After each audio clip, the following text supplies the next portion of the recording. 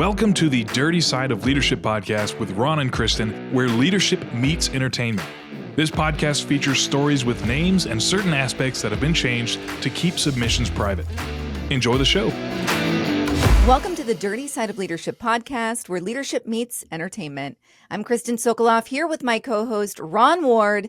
Today, we are diving into a topic that every workplace wrestles with, but few want to admit out loud. It's jealousy. Whether you've been the one feeling it or the one targeted by it, jealousy can quietly poison teams, stall progress, and undermine leadership. So let's talk about it, Ron. Let's do it. And Kristin, part of when you and I started discussing this, I get those questions for Ron's rants. And I'd gotten a question about someone that was undermining another person to get a promotion. And we see jealousy play out in the workplace. I've seen it. I'm going to tell a couple personal stories. And we also have a little more graphic stories. Yeah. So I want to ask a question. If you're listening, have you been the victim of jealousy? And we would love to hear how you handled it, because it turns out most people just ignore it, sometimes for years. And it's very detrimental. It ends up being detrimental to morale and all these things that we're going to go into. So we would love to hear from you. Now, if you are jealous, you need to reach out for coaching, because we need Ron to work has a great program to dive into that. I love that. I know you've heard this, but it said it's like drinking poison, hoping it kills the other person or something like that. So that's what jealousy is. But I do want to put a quick warning. We found numerous stories, but the couple that we're going to use, they involve, physical or sexual violence and even murder. So if you are sensitive to that kind of thing, you can join us in the next episode. But if not, we're going to share some of that information.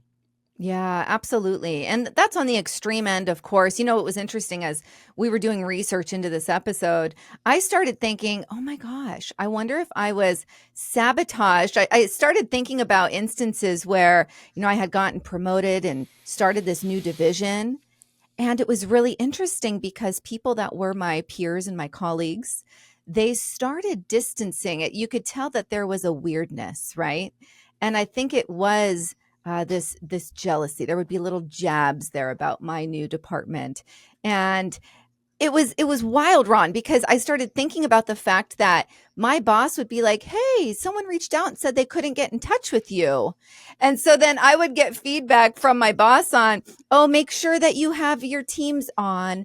Make sure that you're answering the phone. I'm like, what? No one's tried to get in touch with me. And I started thinking, Ron, maybe that was a sabotage where they're reaching out directly to my manager saying they couldn't get in touch with me because of this extreme jealousy. So I didn't think about it then, but as I did research into this, I was like, holy cow, I think that's what was happening.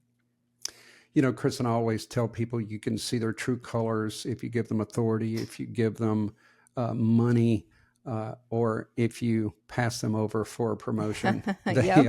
You'll see their true colors come out. Yeah, I think that's what happened. So, it's like I said, we have some great personal stories that we'll be sharing along with those extreme cases of jealousy that you teed us up for that really led to the unimaginable. So, like you said, Ron, if you're bothered by stories of sexual violence, murder, you catch the next episode, okay?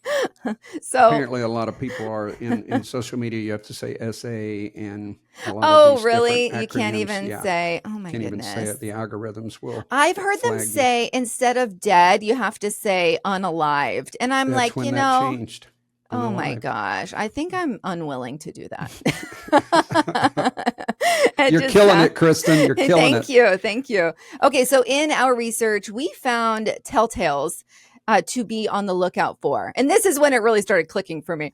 But jealousy at work, it may sound like backhanded compliments, gossip, subtle exclusion from projects, or even invites out, right? Like if you're used to going to happy hour with your colleagues and you're not invited anymore, that's a sign there. Or like what I just talked about, and I'm completely, going out there on a limb. I don't have any evidence, but outright sabotage does happen. And the tricky part is it doesn't always come from the people that you expect. No, it's true. I will say though, in my experience, the competition is fierce for promotions, or it really was in my Yeah. area. So I would see sometimes mild forms of sabotage. I definitely saw jealousy. And then right after the promotion, I always did this, Kristen. I don't know how you did it. I would announce a promotion on Friday. I would always call.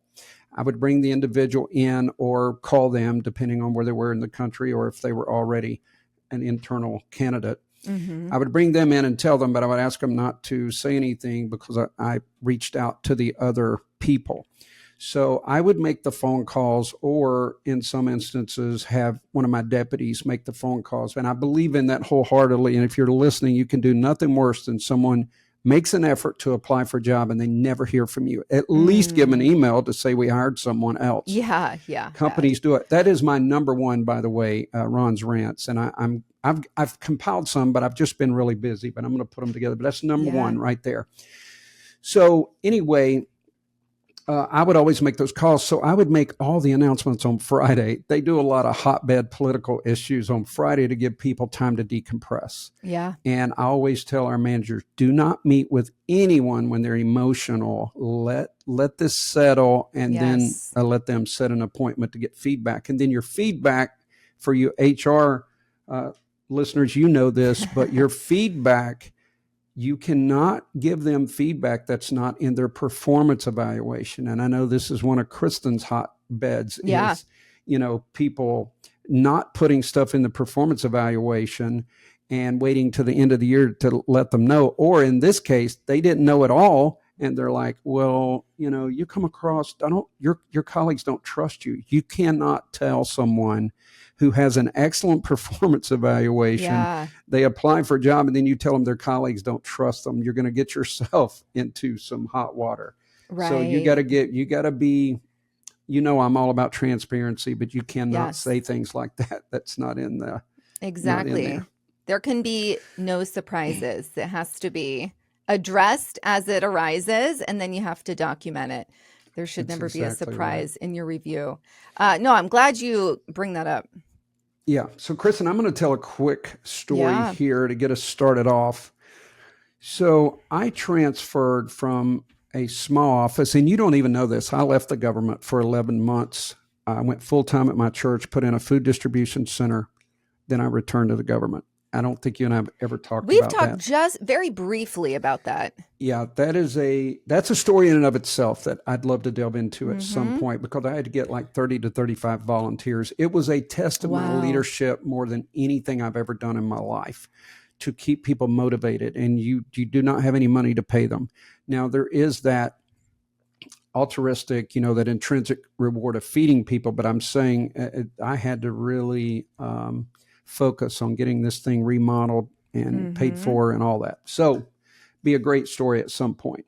Let me just say, Ron, on that is the most difficult, because I was a campaign manager, and to try to get volunteers for a campaign, unpaid volunteers, incredibly difficult. So the fact that you're able to get 30 and keep them happy, that's a miracle in itself. People, you better be a good vision caster. You got to make the vision so vivid that they see it, they feel it, they understand it. They want to be a part of it. Yes. Thank you for concluding that for me. So during this process, I leave for 11 months, and I did, I was very grateful. I got recruited to work in Roanoke, Virginia, but my former district, and Dr. Sam Samples, my hero, he still is, he did not have an opening. So he finds out that I'd called him, there's no openings, you can't work magic. So I'm getting ready to return to work in Roanoke, Virginia. And he calls me before I call this chief back and says, I created you a position. We want you in Charleston, West Virginia. So long story short, ended up going to Charleston, West Virginia. Well, everyone knew that I'd left 11 months, but if you don't stay gone 12 months, you regain everything, your sick leave, everything. So I get there, and I'm the defensive tactics instructor, have been, and, people love that stuff. So I started teaching not only our district, but Northern District of West Virginia was so small that I would go up there and spend the night and do their training. So I had that going for me, but they had a training coordinator position opened up. And for you government people, it's a GS-13. It's a promotion, pretty good money. So I go in with a full training plan. And I went up against a female, I'm not going to mention a name on here, who had a master's degree, and frankly was a minority, and but did not have the experience and training that I did.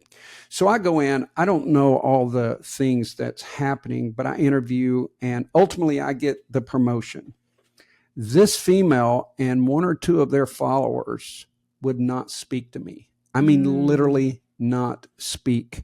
So I've moved to the new office. I get a little bit of this because I left, but I would blame that on the administration, not the person applying. I had a family. Of course I'm going to apply. I'm heavily involved in training.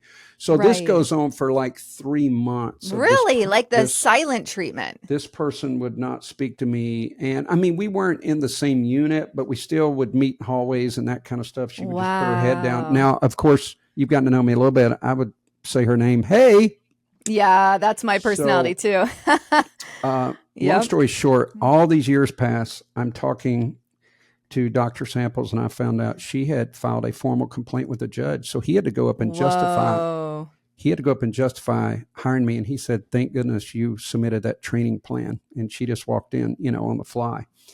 So it was pretty easy for him to justify outside of they were really craving to promote minorities, no doubt about that. So, right. Oh, wow. But anyway, he came out of it, but I thanked him all these years later. He couldn't tell me all that was going on, of course. Yeah. And so that was, I had some other things happen, but that was really in your face jealousy there, I think. Mm-hmm. Oh, absolutely. It's probably better that he didn't tell you, even though he probably legally didn't tell didn't tell you for legal reasons. Right.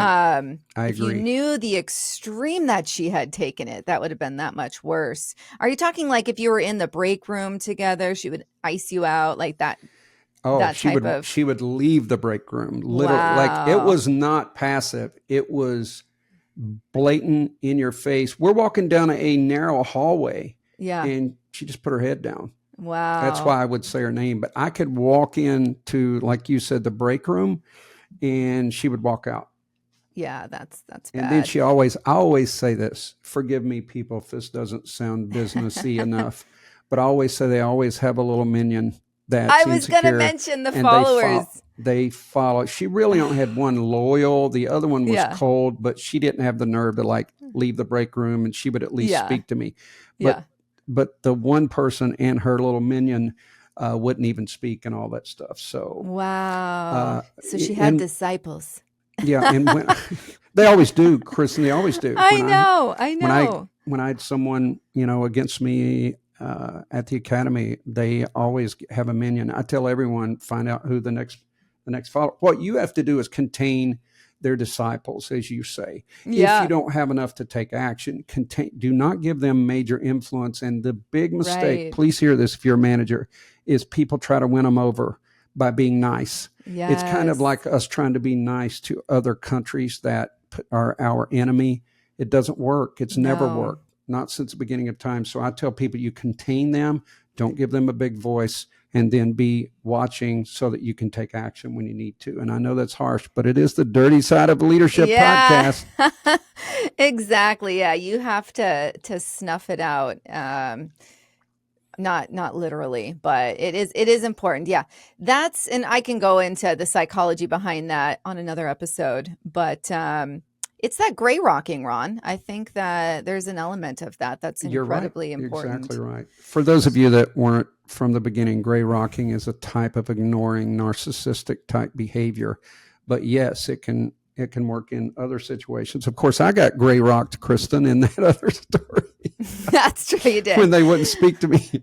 Gray rocking, it'll change your life. All right, what movie is that from, Ron? I didn't hear what you said. It'll change your life. I'm not sure. One of my all-time favorites, Point Break.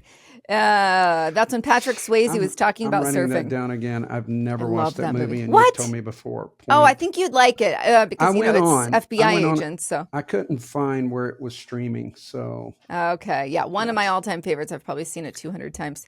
Okay. Moving on. Why jealousy happens.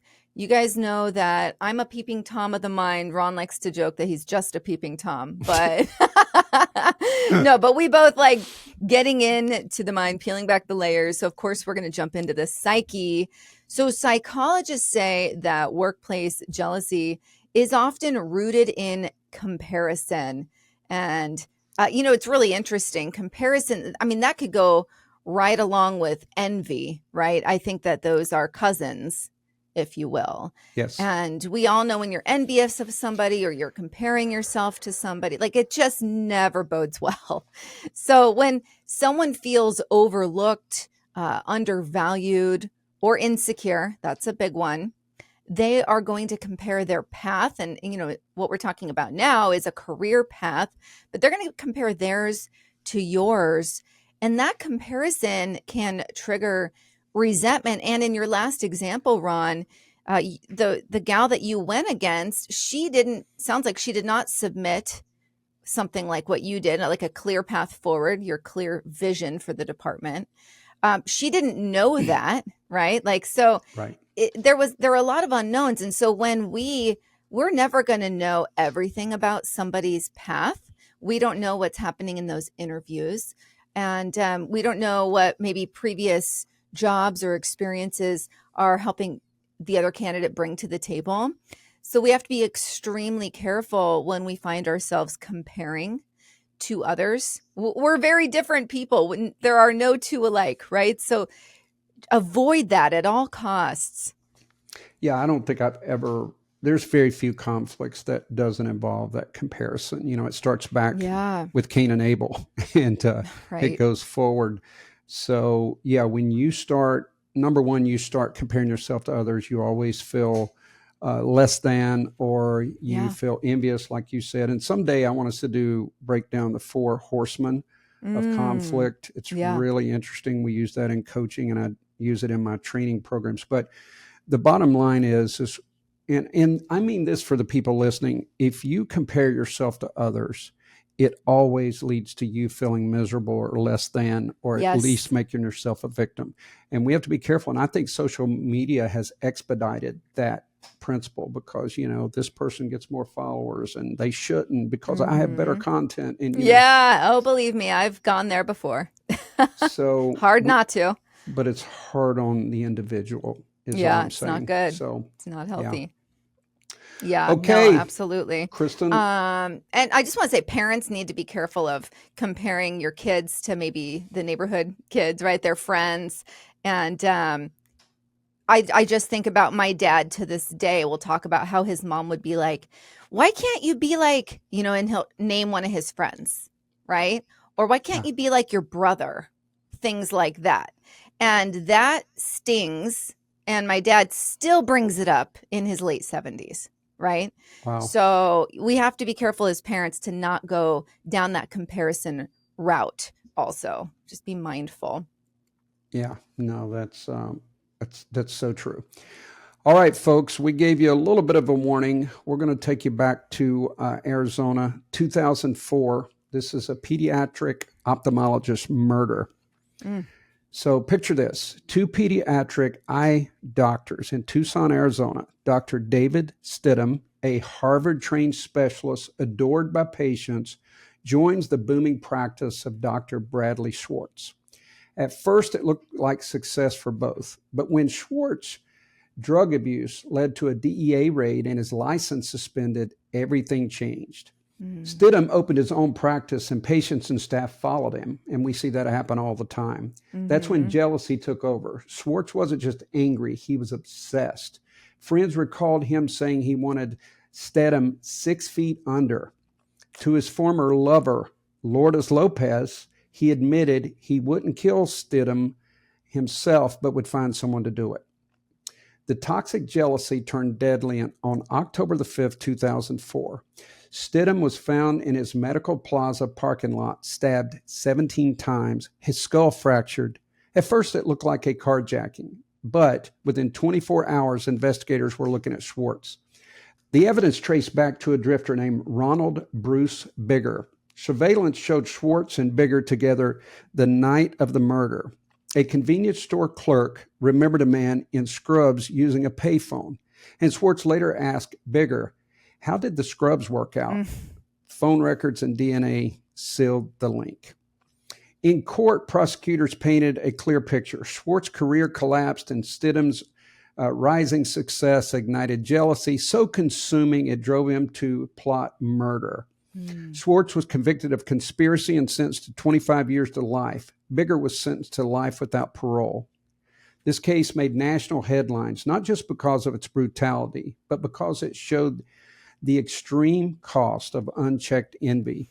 Professional rivalry is common, but in Schwartz's world, jealousy became an obsession, and that obsession became murder. What do you think of that? Well, what stood out to me was, because I like true crime, the stabbing aspect of it.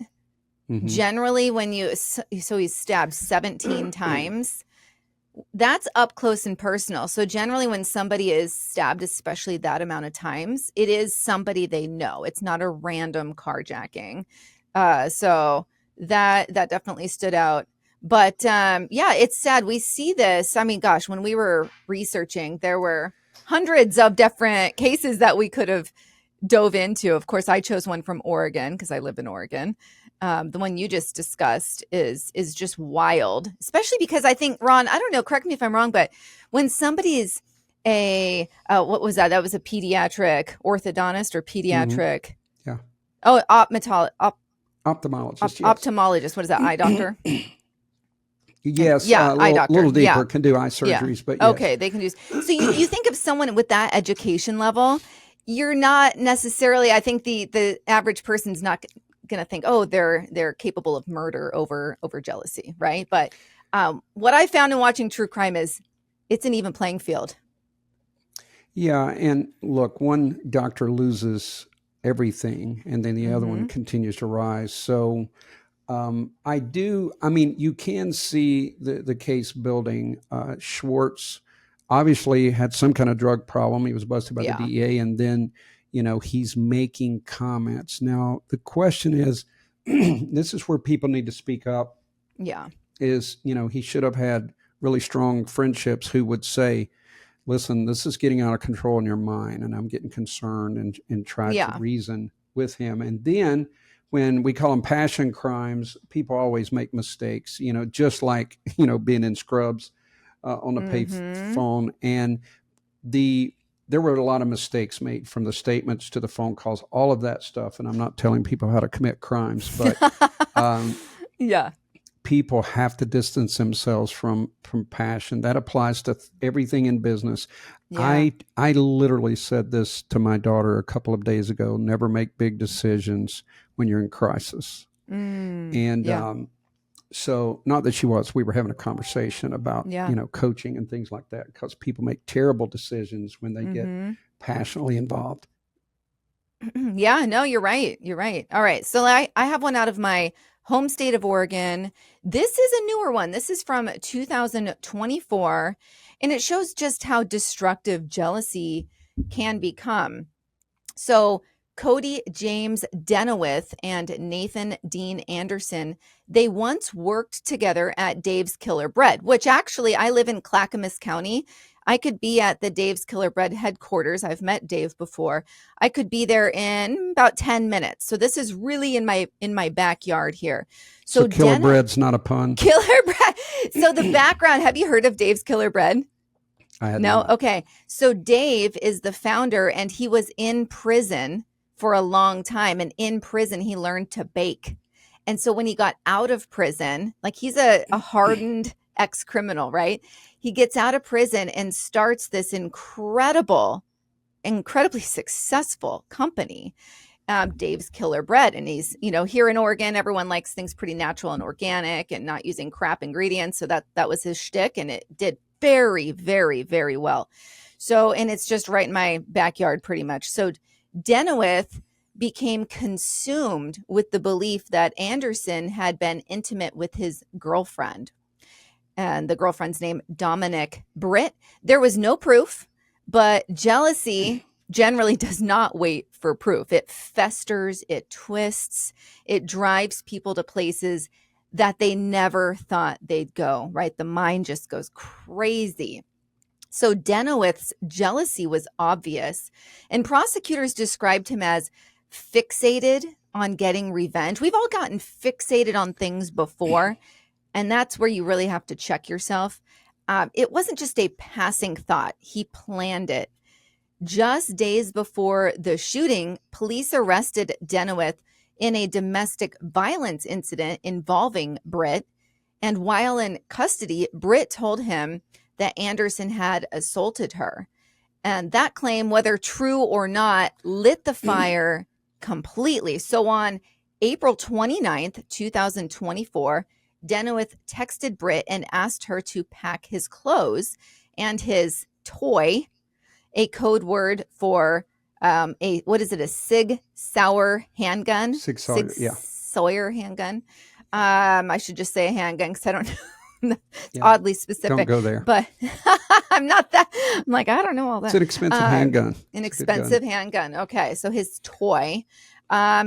She did. She packed it, fully aware of what he intended. Okay. So there's a problem there.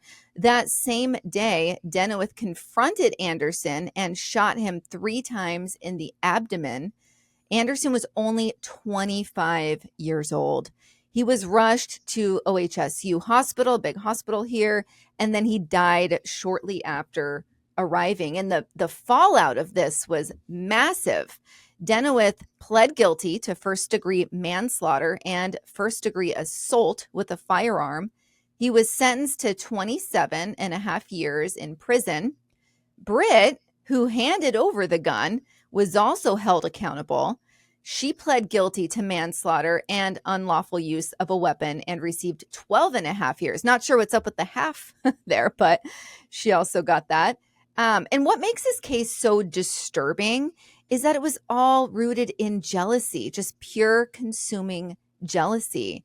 It started with a rumor, an unproven suspicion, and a bruised ego, and it escalated into lethal violence. And Clackamas County District Attorney, so again, I'm here in Clackamas County, they said that plainly Denowith was fixated on revenge and nothing was going to stop him. And, you know, here in Oregon, we like to think of ourselves as a community-driven, resilient state, but this tragedy just shows that, you know, even here, where people, you know, you should look up, Ron, we should do a whole episode on comparing the North to the South, right? Just different behaviors. But sometimes people are just too nice here. So anyhow, even here, unchecked jealousy can unravel lives in an instant, and a young man's dead, very young man. 2 people are going to spend decades in prison, and all because one man let his jealousy rule his judgment. Wow, that's powerful, especially the fact that, you know, the killer bread was close to you. Does anyone still run the store? Is it still? It's a huge operation. I bet if you go in your grocery store, you'd find Dave's Killer Bread. So he sold about 10 years ago for millions and millions. I mean, hundreds of millions of dollars, his business. So it's still around, but he sold, and he personally no longer owns it. But it's a very big outfit. I assume he spent his time and got released. What? Yeah, Dave. Yeah, so he did. So yeah, he did. Are you talking about Dave's Killer Bread? Yeah. That would be a really interesting deep dive. But no, he did. He spent his time and he learned to bake in prison. So then he took his new skills and started his bakery, but it exploded. Oh, I missed the time frame there. I got you. Yeah. That was before. So yeah, that's been a functional company for quite some time. But it's just funny that it's, you know, Dave's Killer Bread, and then we have this murder that takes place. You know, Kristin, one of the things that I had to be very careful with, and I think senior managers have to deal with this, is equitable distribution of work, equitable travel. We would allow each person, each instructor that were government employees, they could go to one training per year to, enhance their skill set. So we would pick that. Now, a lot of people, of course, if they lived in California, they grew up in California, they would try to find a training spot there. So we had to look at all that. But one of the things that kind of bred some jealousy was if someone got placed on committees, got to travel more than other people. So there were a few employees, they were always monitoring, and we knew who they were. They probably didn't know that we knew who they were, or you would have some so brazen to say, well, so-and-so got to go. But it was almost always this unhealthy comparison. And I also say that people have unhealthy relationships with work, unhealthy ownership with work. But that comparison, you're exactly right. That's where it came. Now, we brought in a little bit of just jealousy, which also plays out in the workplace. We did one on office affairs, and I told a lengthy story, but there's, oh my gosh, thousands of those stories where people work together, grow close. And Kristin said something about that I always remembered. She said it's like a first date, or like you're dating, everything's perfect when you work together. Yeah, and that was very true. So let's talk about how to turn this around. If you're involved in this or it's happening to you, let's look at some ways, some things that you can do. Here's some suggestions. Acknowledge your feelings. If you're the one feeling jealous, naming it actually weakens its grip. And Chris and I just 2 weeks ago did the saboteur, and I said, put a name on it. And you have to recognize your own feelings, because it can make you really put out negative vibes and cause you to release negative energy and be disrespected. And you don't even realize it's happening.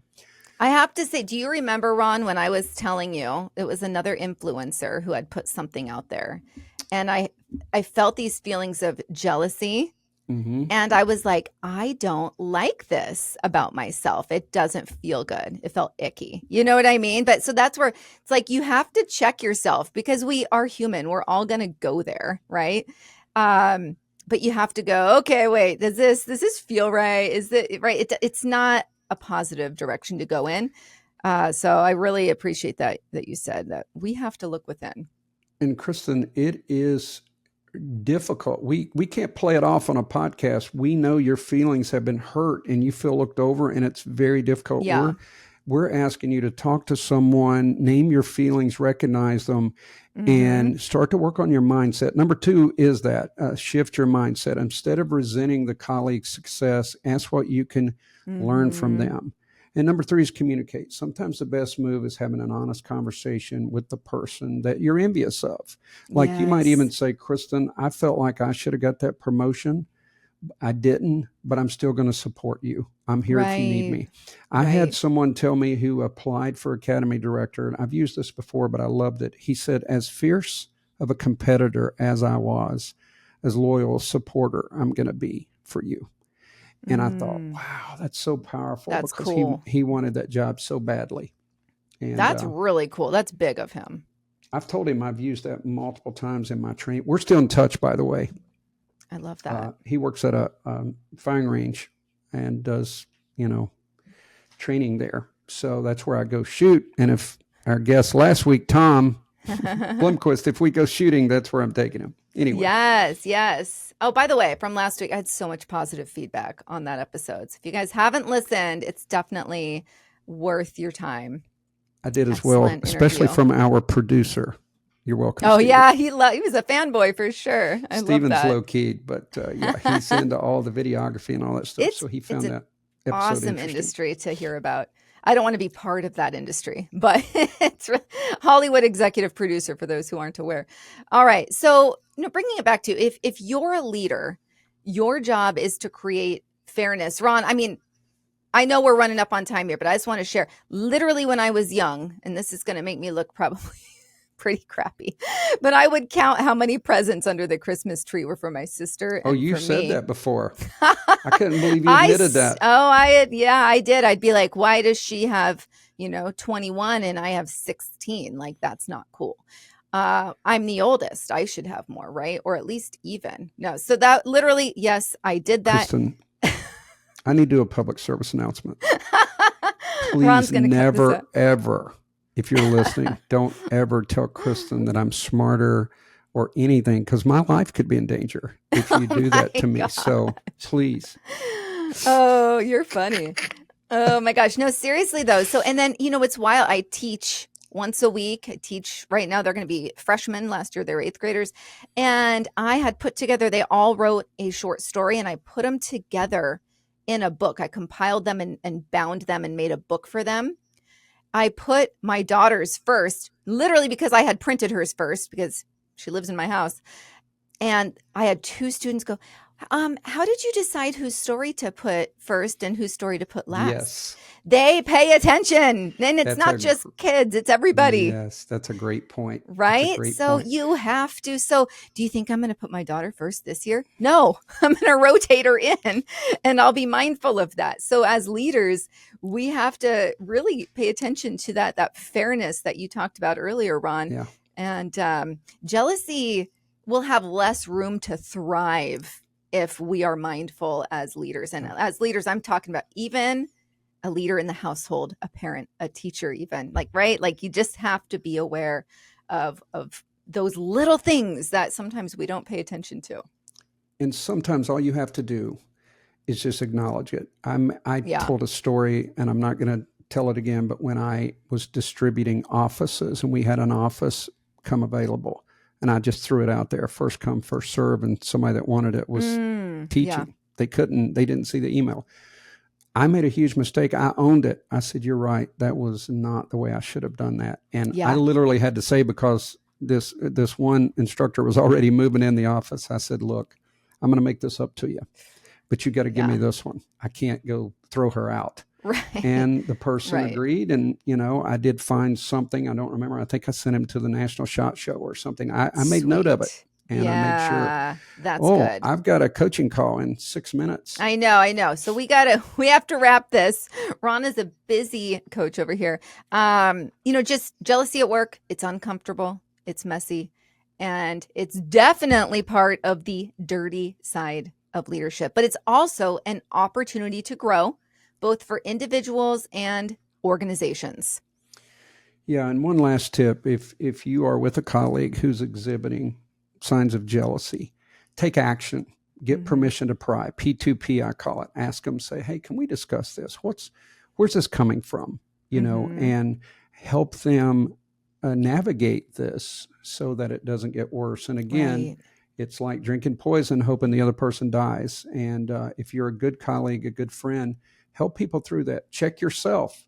Kristin and I are human beings. I've had someone that I like their stuff on social media. It sounds petty when I say it out loud, but I look and they never like mine, and I want to go screw them. But I know. I've done it. But then I was like, you know what? I'm going to base it on their content. If it's good, I'm going to like it. Nothing else matters, and that's what I keep doing. So if you're listening, John, I'm kidding. I made up that name.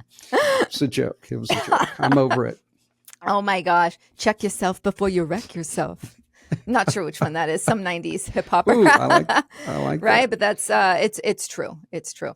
All right. So thank you for joining us today on the dirty side of leadership. And I want to thank some of my followers from Instagram for taking the time to rate us. I really appreciate it. The ratings help us grow and be seen and visible to more folks. So please, if you are listening, please take the time to rate if you have not already. And if you have, thank you.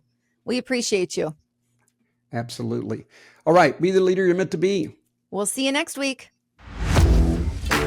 The Dirty Side of Leadership podcast is brought to you by Forward Operations. If you'd like to book Ron or Kristin for speaking events, training, or executive coaching, visit forwardoperations.com. Be the leader you're meant to be.